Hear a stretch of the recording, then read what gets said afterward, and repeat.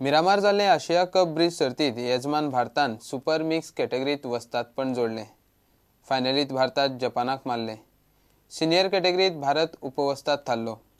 चीन तायपेन भारताक हारयलें। भारताच्यो मेन्स आनी mix team semi फायनलीत हारल्यो।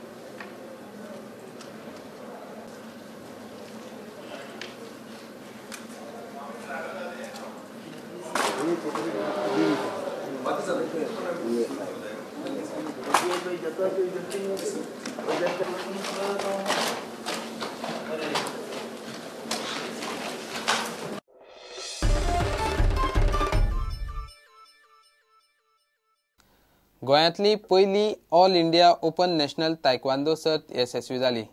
वास्कोचे taekwondo अकादमीन Shyamaprasad Mukherjee indoor स्टेडियमात आयोजीत केल्ले हे सर्तीत 1,500 प्लेयरांनी वांटो घेतिल्लो।